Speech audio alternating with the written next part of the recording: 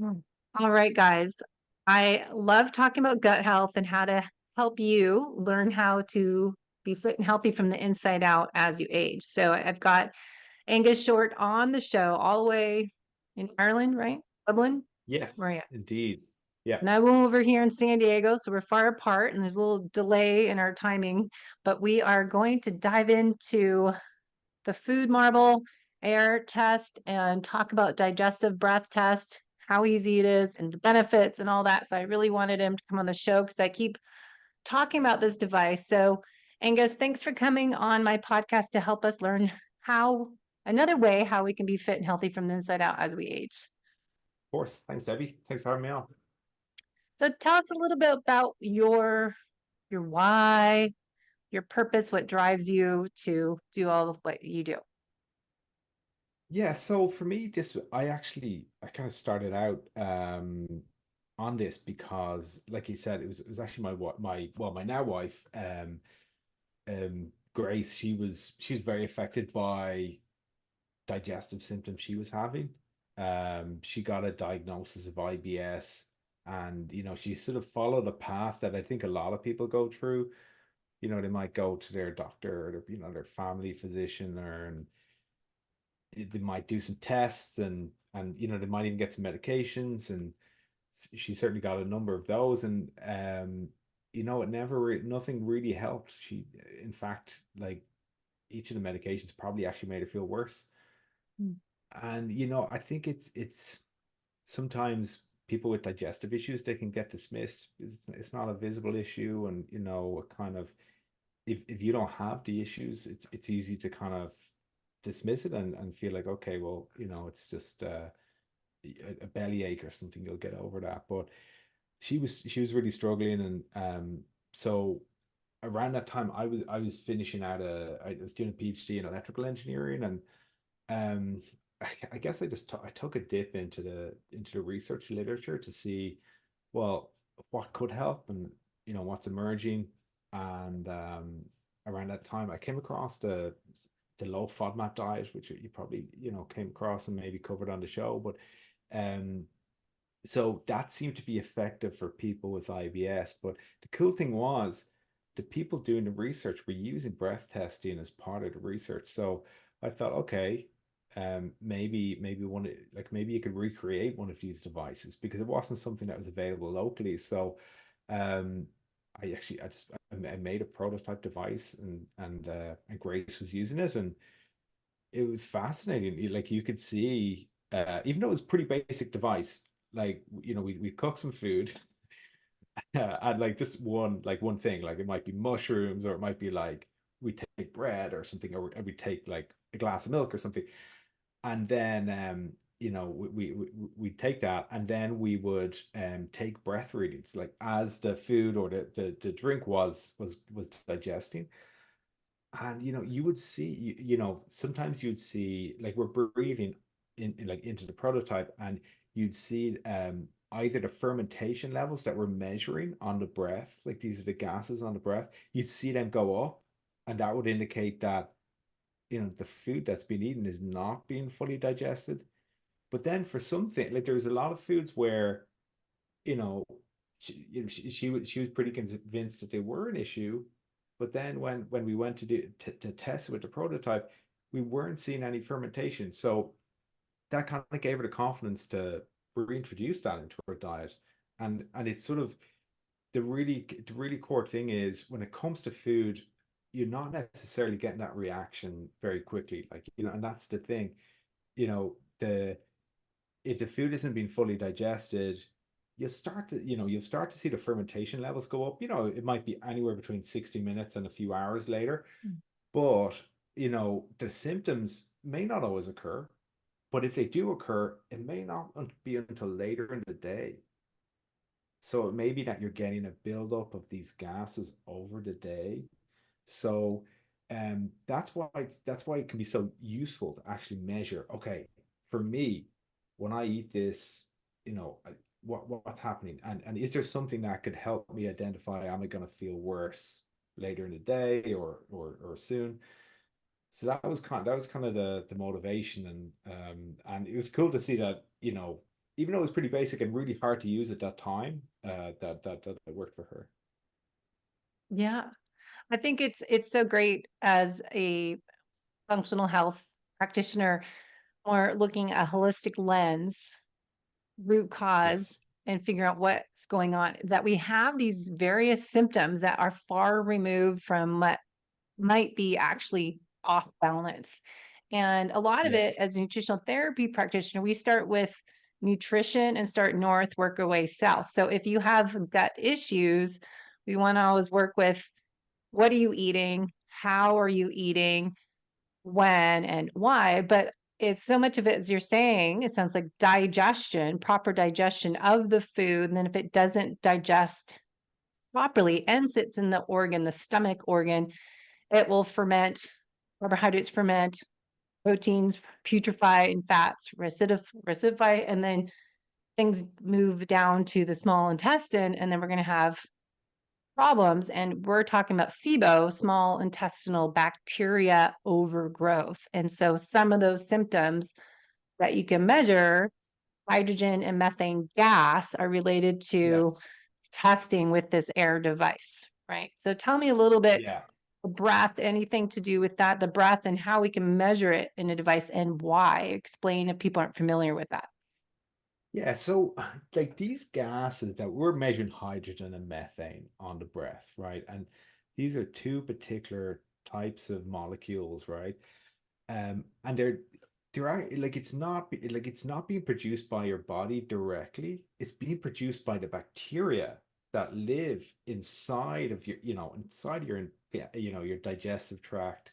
And it's all those sort of little living life forms that are in there and that they live off your undigested food. And it's an ecosystem. When it works, it's great. You feel fine, and they're kind of contribute to your general health, right? All of the bacteria and all the, all the different microbes that are in there. But when it goes out of balance, it can be a problem. And you mentioned SIBO, like SIBO is a big one. And that's where you get a big buildup of bacteria in the small intestine. Um, but the way to evaluate that, the way to test for that is using the breath, because like if you eat, just your normal digestion, if you're eating something, once it gets to the small intestine, like it, there generally shouldn't be very much microbes in there at all. That should be pretty much sterile. That's a place of absorption, and that's what's supposed to occur there. But in SIBO, you've got a buildup of these microbes, and so when they come in contact with food, they're going to break it down, and in doing so, in that fermentation process, they produce the gases, and so it turns out that can be measured on the breath because it kind of crosses into the bloodstream, it gets circulated around, and then it's available on the lungs. So it's being produced in the gut, but you can measure it on the breath. So going to the small intestinal bacteria overgrowth is bacteria that was in the large intestine. And in Dr. William Davis always explained this, it's 30 feet long too, basically, that they somehow migrate where they're not supposed to up into the small intestine. And it's hard to get any test to measure because we have three different parts of the small intestine. And if they're kind of up into the beginning part of that, it's really hard to do any testing to identify that you have SIBO. Yeah, yeah, it's a really good point. So the small intestine, it's called small, but it's really long. Yeah, it's crazy long. Yeah, yeah. So it creates a lot of problems. So like, it's like the first part of it coming out of the stomach, that's at least somewhat accessible. Like, like a gastroenterologist or something could go in with a scope, and they could see that. But the last part of it, which connects into the large intestine, which for your listeners is like the thick tube that it's much shorter, but it's really thick. That's where the bacteria are supposed to live. Like that's their house, right? Um, but yeah, with SIBO, you can have two issues. One where you've got bacteria migrating up from the large intestine into towards the end of the small intestine. But you can also have where, like the stomach's, a lot of it's about sterilization of the food. Like it's like a big bath of acid, right? So So when the food goes in, like the acid is like that really acidic environment is supposed to essentially kill the bacteria and all the microbes. But it doesn't always do that. Like for some people, for different reasons, the acidity is not as strong, and so you can get some life forms that get in through to the start of the small intestine, and that's where you can get kind of SIBO that happens towards the start. So like what we're doing with breath testing is we're looking to see where, when is the, like if you're seeing that these gases being produced, when are they being produced? Like if they start being produced, like after a significant period of time, maybe that's say several hours for the sake of argument, uh, that's actually more likely to be in the large intestine, and that's fine. So it's normal to see fermentation in the large intestine. But if you're seeing fermentation after an hour or 90 minutes, that's going to be in the small intestine, almost always, right? So that's an indicator that potentially you've got to build up in the small intestine. So that's a way of looking at it, and that's where breath testing can come in to help identify and also to help you kind of resolve the issue.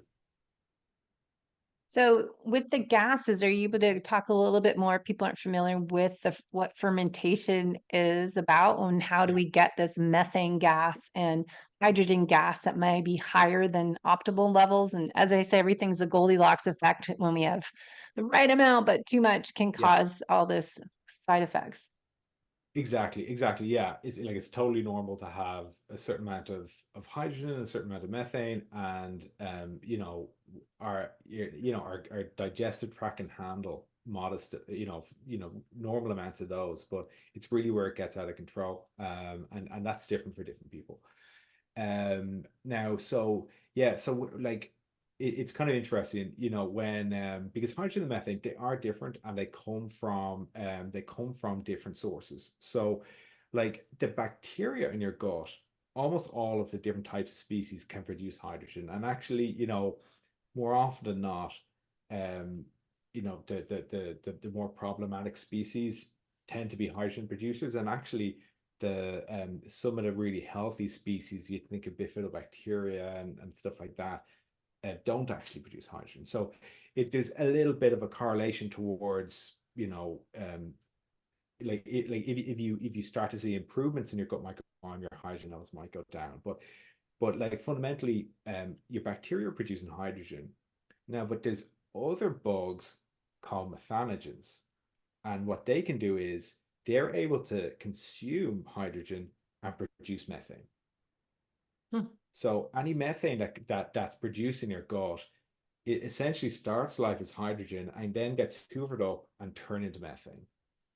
So it's kind of this like it's almost like this process happening, and it's kind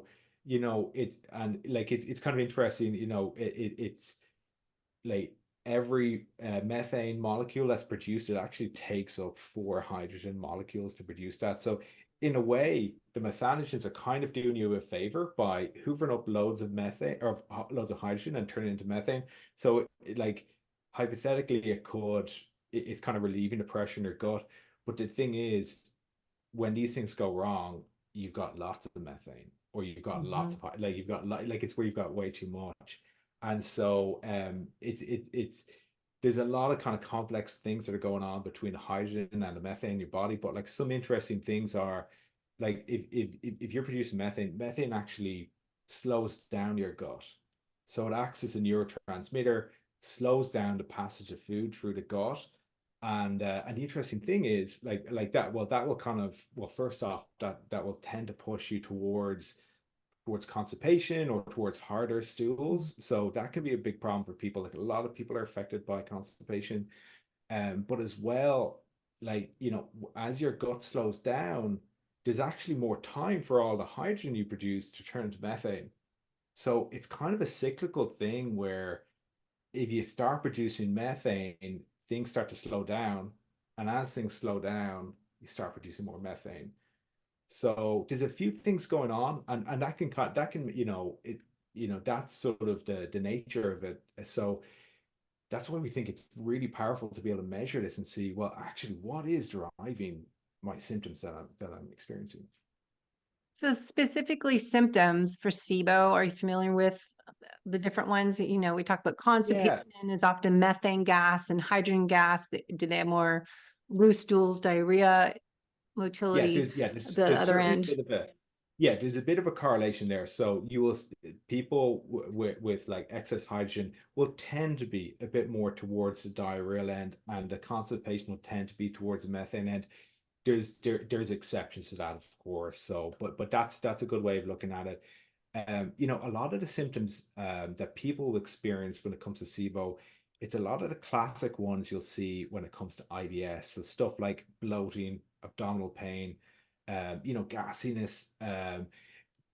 SIBO is starting a bit earlier in your digestive tract, so you'll get a bit more of the upper GI symptoms. So like there might be things like belching.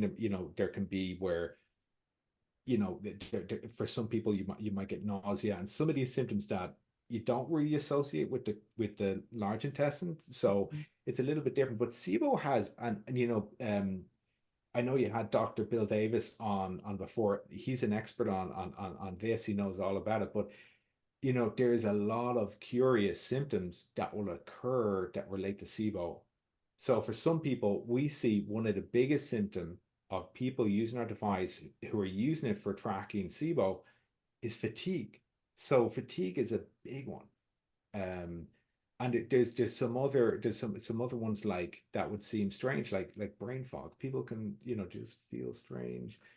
Um, and you'll get things like people, like a lot of people who have skin issues, Hmm. oftentimes that will relate back to the gut, and often it's SIBO. So that's particularly an issue for stuff like rosacea, so where you're getting the red blotching. But there's some of these other skin conditions as well can be linked back to SIBO. So it's one of those conditions where it can have a lot of interplays with other parts of your body, and the symptoms can be a little different for different people. But it's something at least that it can be identified, and it's something that there is approaches to fixing it. So yeah, I suppose it's one of those ones where you don't necessarily have to live with it forever.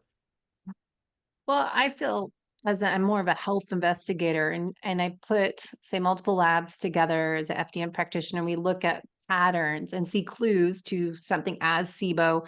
But as you said, that a lot of the symptoms are far removed. People think they just need to have diarrhea or constipation to Yeah. have SIBO, but it could be, as you're saying, brain fog, chronic fatigue, skin issues. We don't put that all together. And is it if you have those types of far removed symptoms from the gut, do you find it related to leaky gut and gut brain connection? How would you say correlation of Yeah. fatigue and skin? It's so interesting. They're like all of these things are connected, and so it's all an interplay between them. And leaky gut is a really interesting case. And these are issues that the scientific understanding is still developing. Like I think leaky gut is especially a topic where people are learning about it, people are trying to resolve it, and in a lot of cases the doctors aren't caught up, so they're not, they won't be familiar with it, or they won't kind of they might dismiss it because it's not something they understand. So but it's certainly connected, and leaky gut is, it's another one of those indicators that there's a problem in the gut. Um so and and, and the symptoms can often overlap, so it's but if somebody can transition to, like, often there's a case of resolving something. Like if you've got something like SIBO, often you can go through a process and remove and resolve it.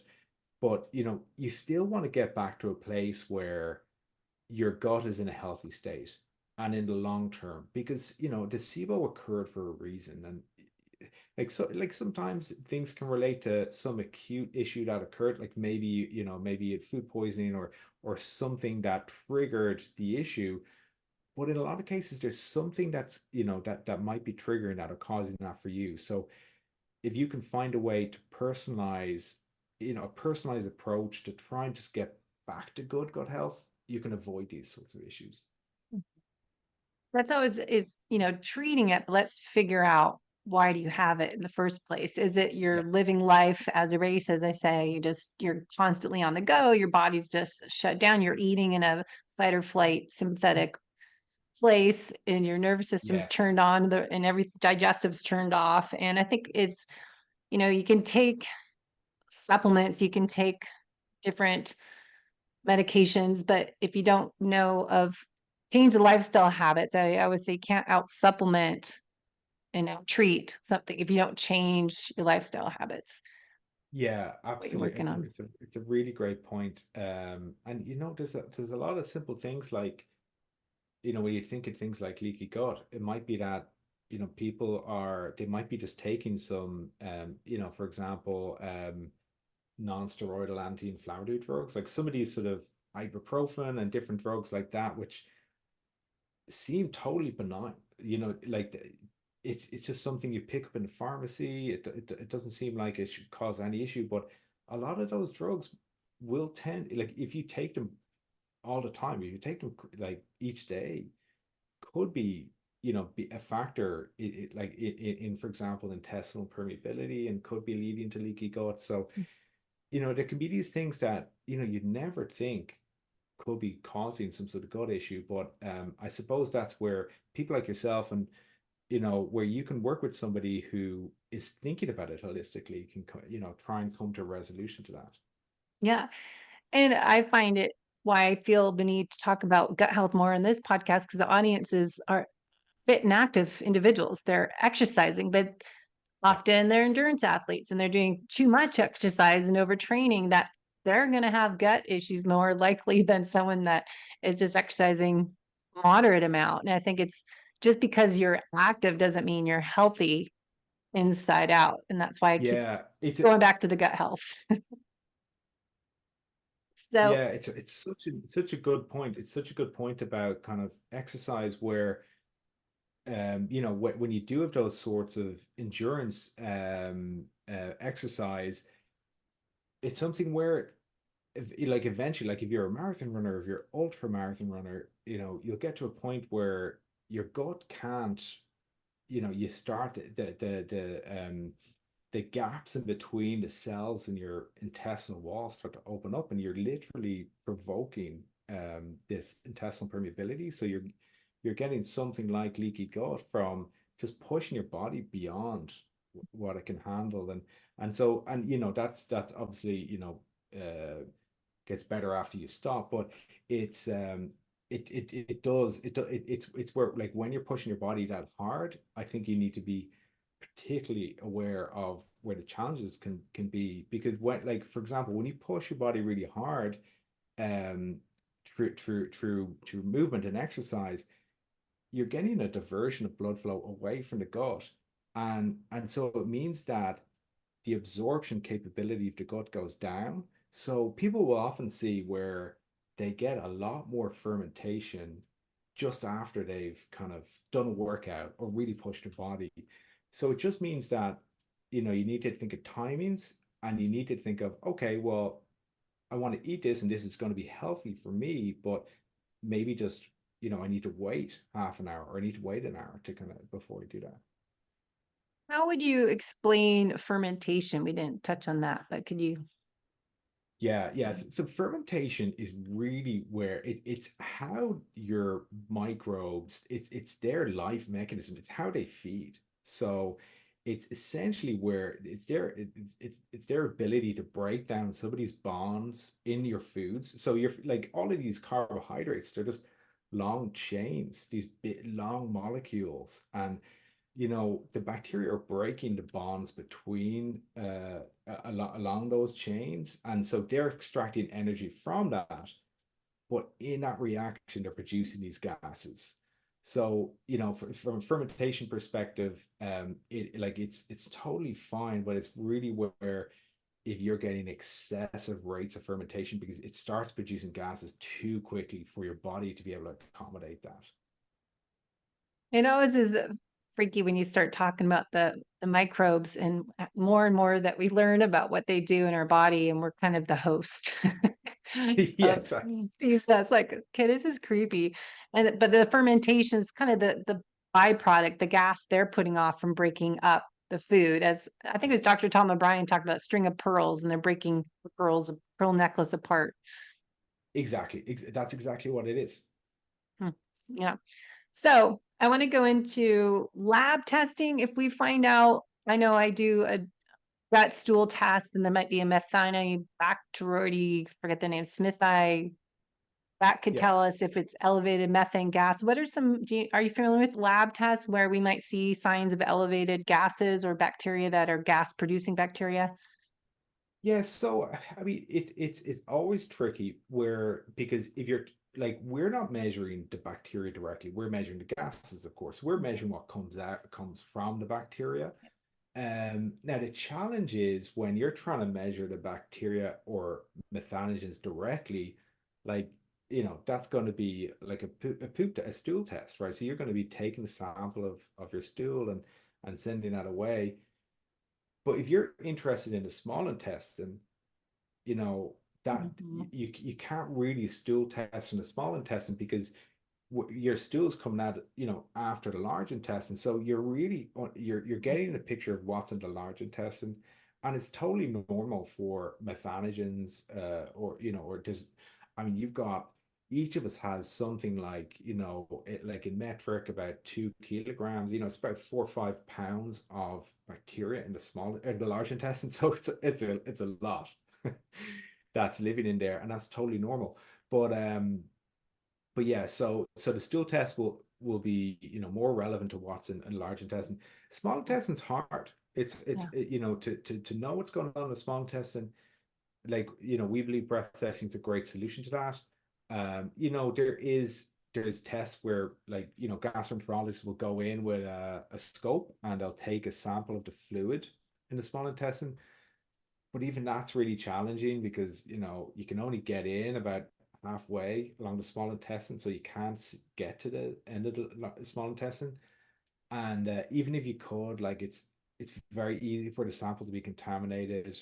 And then even when you get the sample, you can only pick up a fraction of what's actually in the sample in terms of bacteria because you have to try grow it. They culture it and they try and see if they can grow different species, so it's hard, it's super hard. And that's why breath testing is so powerful because you're not trying to solve that problem of figuring out exactly what's in there. You're just saying, well, okay, well, what's coming out? Because to a large degree you care about how much of the gases are coming out and when. So that breath testing helps you do that. Yeah. Perfect way to talk about what we're getting to. So you're talking about digestive breath test. And so this device that you put together comes in this amazing, I love the packaging, by the way. Thank you. But you can get this, and this is called the Air 2 device Yes. by the company's FoodMarble. But this is to measure the gas. So this is how you can take a breath test and do it anytime because you're saying you need to test. Well, I'll have you walk us through it, but after you eat, say 30 minutes, an hour, 2 hours, this is going to measure how different food makes you feel. And if you have symptoms or reactions from that food, talk a little bit about what it does.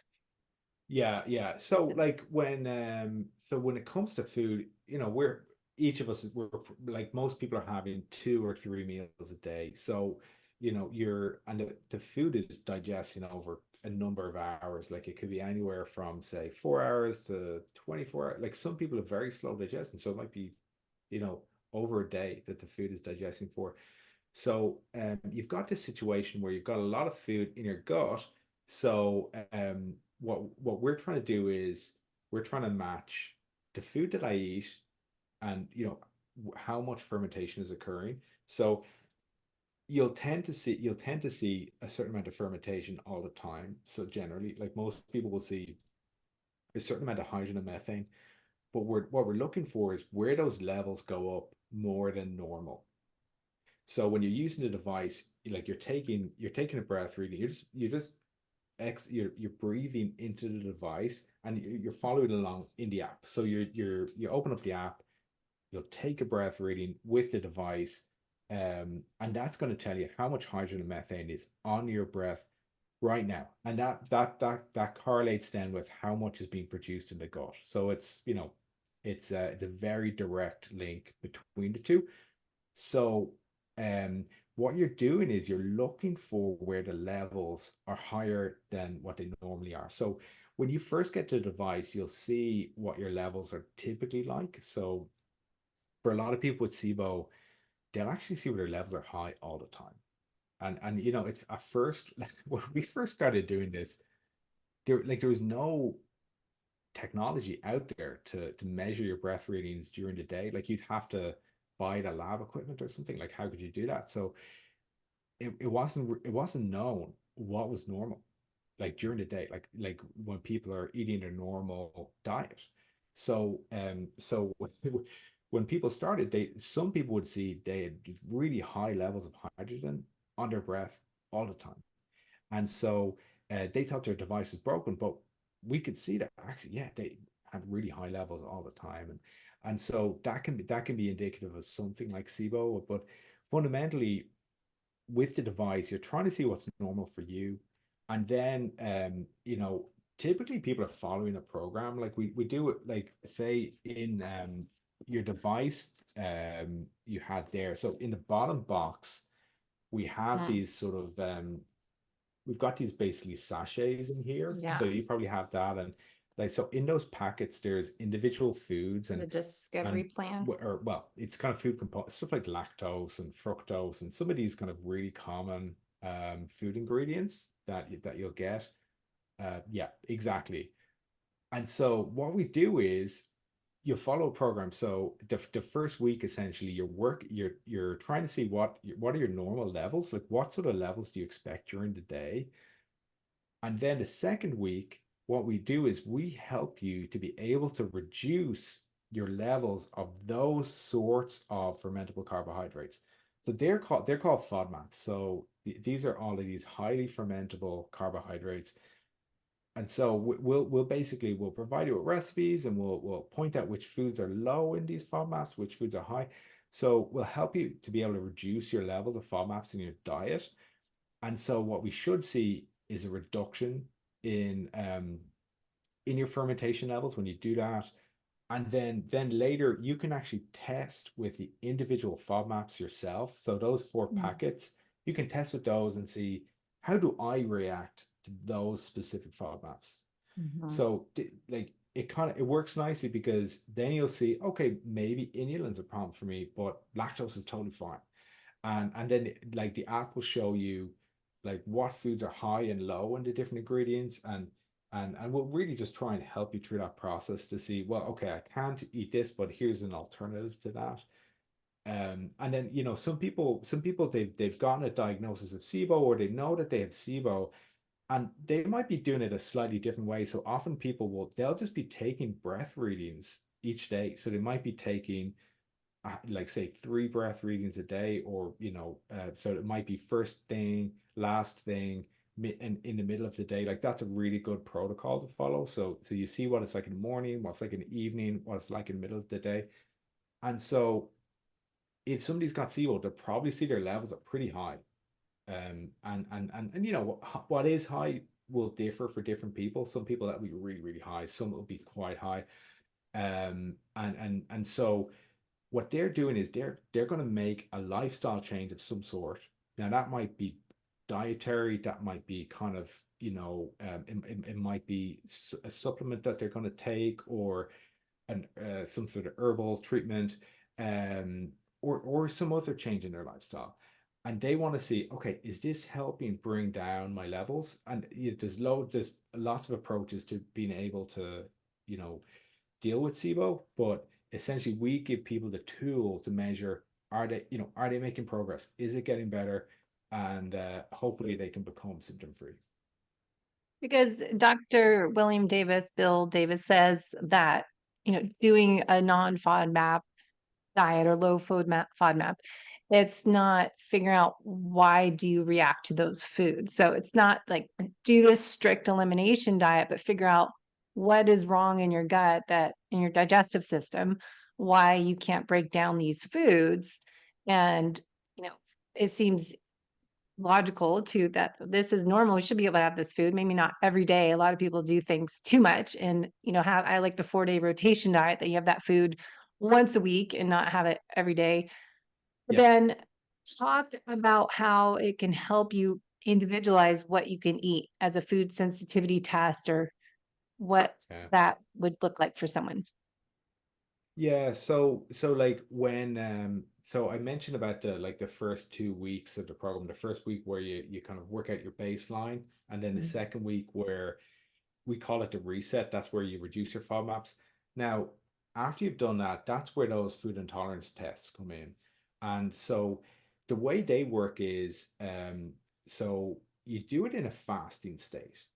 So typically somebody will do it in the morning, first thing, before they've eaten anything. And it's like once you're fasting and you've avoided like high FODMAP foods, say the day before, or at least the evening before, you're then gonna take one of those packets, mix it with water, drink it, and you follow along the process in the app. But essentially, you're taking a breath reading periodically, like it's every 15 minutes. You're taking a breath reading, and it's typically where you're doing that for 3 hours.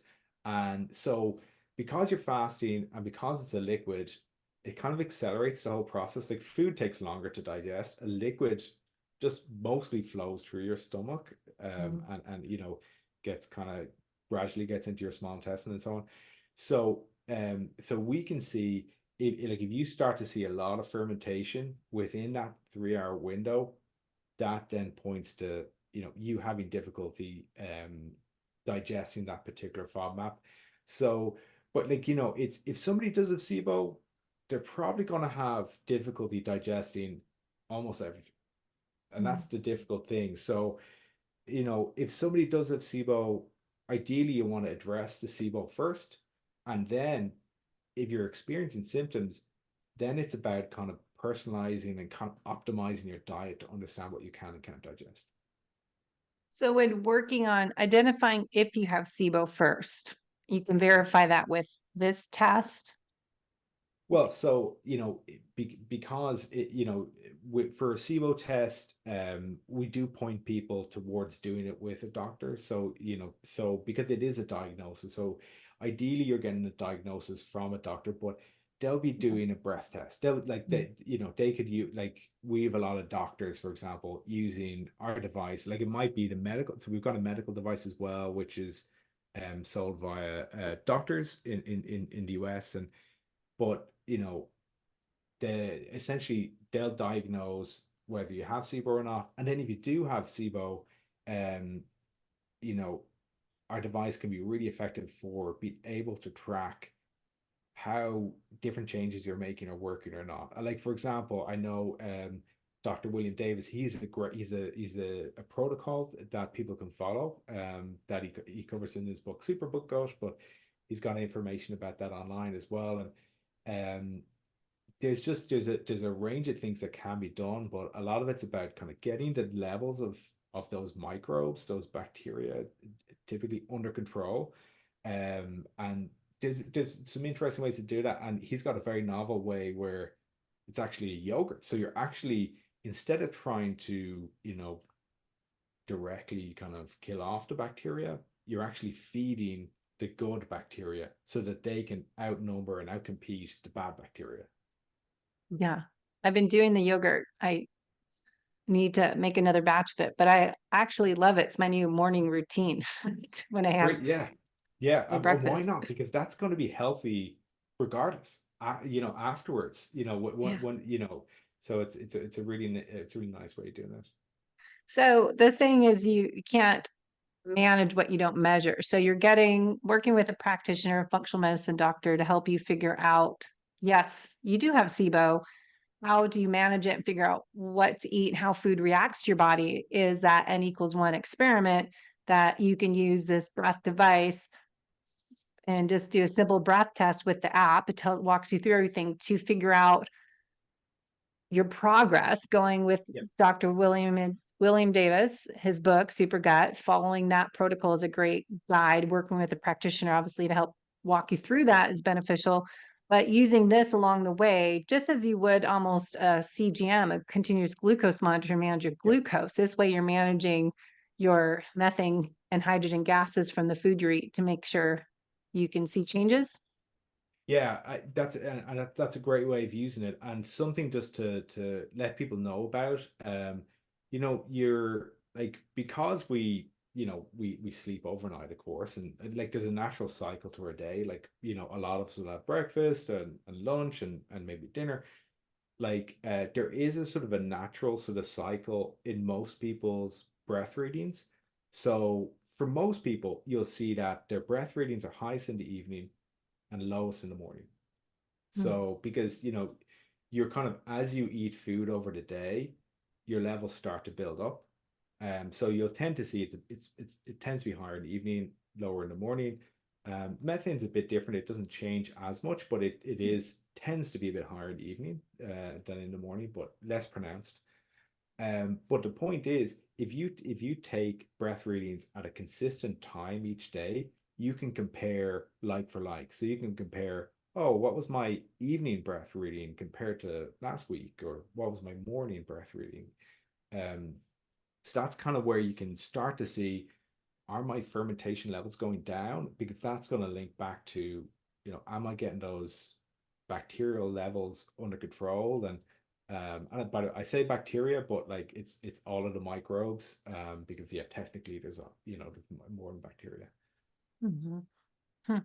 So it's getting a baseline data to see where you are right now and follow along a super gut type of program or SIBO protocol and test as you do each day, consistent time. But the app is actually very well designed that it has the times you can add tags in it and add extra notes to yourself, I think, to help figure out what you just did and maybe what side effects Yeah, you might have. And again, it's not just having loose stool or no stool, to gut bloating or gas. There's other symptoms that can be correlated. So I think everyone thinks, oh, I don't yes, have any gut issues. I don't need to avoid gluten. I don't need to avoid this. But it could be skin issues, as you're saying, or brain fog and chronic yeah, fatigue because of absolutely, food. Hmm. yes. And with the device, we have it tracking on the app, and then you can do the discovery program that's in here that is over 4 weeks, or how long is the discovery program if you do all the Yeah, four so packets? we call it the 6 week program. So there's the first week of baseline, where it's just you're tracking your normal everyday life, and then the second week is the reset phase, and then the final 4 weeks, that's really the discovery part, where you're really getting to understand. You're doing those tests with the packets of the FODMAPs, so you're seeing, can I digest this FODMAP effectively or not? Yeah. So I think it's great to remember that you need to follow a protocol probably instead of just doing what you always do and think you're going to have changes, that you ideally are following some type of Yeah. lifestyle and nutrition modifications and doing something as a super gut yogurt or SIBO protocol to do this along the way, not just test and think you're going to be magically better because you're doing this. Yeah, and there is an increasing number of practitioners, around the world, and especially in the US, there's quite a few practitioners who have good knowledge about how to tackle these issues. So, you're not alone. So yeah, definitely, if you're not sure how to do it, I mean, I think it's definitely worth connecting with a practitioner, or whatever best person you can find. But as you said, you don't see SIBO showing up in regular labs, like a blood chemistry panel, even a GI stool test that's measuring your stool coming from your large intestine, from your colon. You might not see it, but it doesn't mean you don't have it. So this is a good affordable device, I think, is why I think it's amazing, because so many people are, one, not able to afford regular functional lab testing because it's not covered by insurance. So a stool test is, say, $400 US. Yeah. Food sensitivity test is $300 to $400. So a lot of people are not able to afford that. But this device is, what was it, like US dollars? What was this? 249 dollars Yeah. US. Yeah. So and So you can reuse it. Yeah, that's why I think it's brilliant to have. If you have signs and symptoms of SIBO and you're curious, you read Super Gut Book by Dr. Bill and put that all together. I think this is such a great tool for people to have because I can continue to use it, not just a SIBO test that we can order. And Rupa Health is a test that you do one day, but you can't go back and retest and see, Yeah. okay, does this food cause a high level of gas? Yes. Yes. And also, I just want to throw in too before you go that optimal versus normal, because I never want to be normal ranges. And I always think normal is not ideal, but is your ranges, how do we know what's optimal to set the Yeah, bar a no, little higher? yeah, no, it's a really good question. And like the way we like to put it is what's optimal is where, you feel at your best. So, for some people, like on the app we give a 0 to 10 scale to make it as simple as possible, and so that includes both your hydrogen and methane, and you can split them out so you can see both a 0 to 10 scale for your hydrogen and your methane separately. But so for some people, they might be say they're getting fours all the time, and that actually they feel terrible, right? And so and going from a 4 down to a 1 on average might be what they need to do, and they feel substantially better. But you'll have people and they actually feel okay, and they go and they measure their fermentation levels, and maybe they're 8, and they've no problem to solve. And I think if somebody doesn't, if they feel okay and their digestive system's working well, you don't need to like you know we shouldn't all be on a campaign to try and reduce our what's in our gut microbiome, because that's normal and that's healthy. It's kind of where it becomes a problem, then it's then you want to address it. And so that's kind of why that first stage of the baseline stage is good, because you get to see what's normal for you. What levels do you see in the morning? What levels do you see in the evening? And then you're making those changes. And then you can see, okay, am I seeing my levels come down? So it's kind of like the second stage of the plan I was describing. That's where you're cutting out the FODMAPs. Like if you don't see those levels come down, that might indicate, okay, I've got something, there's something else happening here. My symptoms aren't improving. My fermentation levels aren't going down. Maybe it relates to SIBO. Maybe it relates to some other issue. But for most people, when they cut out those highly fermentable, those FODMAPs, they'll see their levels come down and they'll see their symptoms improve. So, but you don't.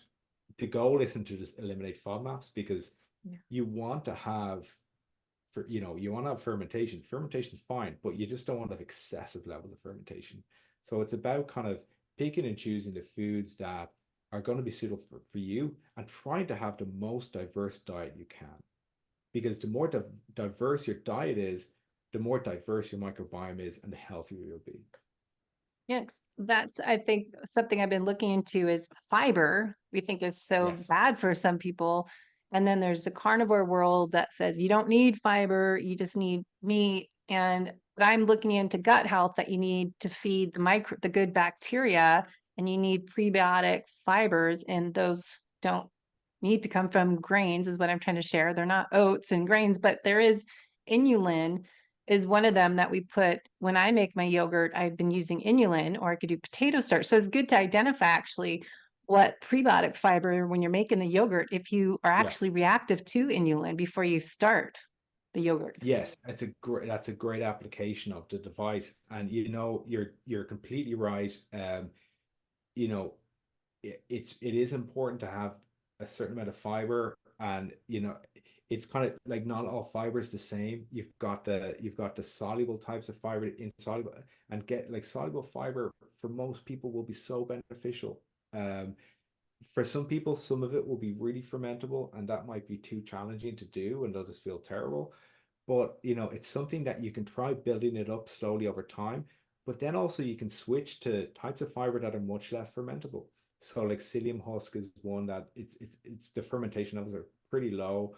And so it's kind of like I would suggest to people to, don't give up on fiber. If initially, you're getting a lot of fermentation and you don't feel well, just start at a lower dose and build it up, because, in the long term, that's, no one knows what happens if you try and cut out all carbohydrates, including fiber, and just go completely carnivore.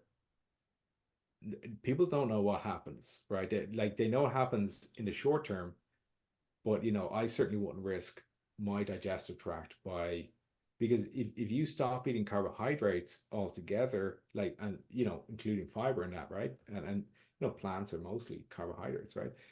If you cut them out completely, your microbe, and some of the microbes can start to break down proteins, and the things that are produced in protein fermentation are not necessarily stuff that you want in your body. So it's challenging, and you'll see people, they'll have cut out carbohydrates and they'll start producing, you know, levels of certain metabolites that are not, you don't want to have in your gut. And so um you know yeah, I mean, certainly for me, I definitely suggest fiber is a great intervention, but you want to try and see, okay, which fiber is going to work for me? What sort of levels should I start on, and how can I build that up over time?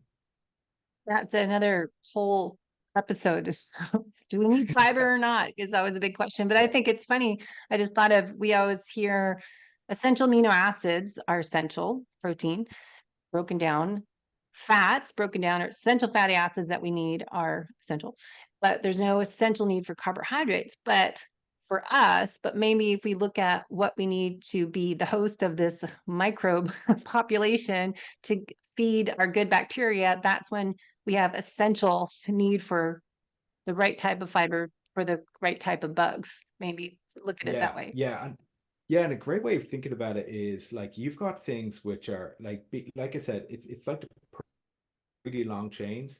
So the really simple carbohydrates, like sugar, like sucrose, or even things like lactose, they're really short. Like, they're Hmm. really short chains, and so in the case of lactose or sucrose, it's just two units, so two pearls on the necklace. And so that, they can be, they'll kind of raise your blood sugar faster. They will not necessarily be kind of contributing to your health, and in the case of sugar, definitely not contributing to your health. But these longer chain, like, because once you get above a certain length of the chain, then it's fiber. And they tend to ferment a bit slower, and really long chains don't really ferment at all. And they can really contribute to your health. And I think it's a little unfair of people to say carbohydrates are not required, because I don't know if that's going to be borne out by time, because I think it's, to cut out carbohydrates completely, that's a risky place to be. Cutting out sugar, yeah, great. And cutting out the short chain carbohydrates, that makes a lot of sense. But cutting out fibers and the longer chain carbohydrates, I think that's a very experimental approach to your Yeah. health. I think a lot of people, if you look at the carnivore world, as Paul Saladino is added in berries and honey. And so Yeah, I think there's people uh, that were strict carnivore and promoting that. Now they're like, oh, maybe we do need a little something, something in there. yeah, Plus yeah, it'd get yeah. boring. So I do want to, before we wrap up, one thing I want to note is heart rate variability. I'm doing a podcast coming up next month with my friend Jody Cohen on gut health and heart rate variability, as I'm fascinated by the correlation, the gut brain connection we've done a couple episodes on, but just how might be interesting to correlate people's heart rate variability if they're tracking with Aura or a Whoop, or doing a real heart rate variability test with a chest strap on to measure this along the way of their journey, of their gut healing journey, to look at, do you have some high methane gas, hydrogen gas levels, and what does your heart rate variability look like? Is it improving a higher HRV's better score as your gut SIBO markers get better? Be interesting to correlate that together.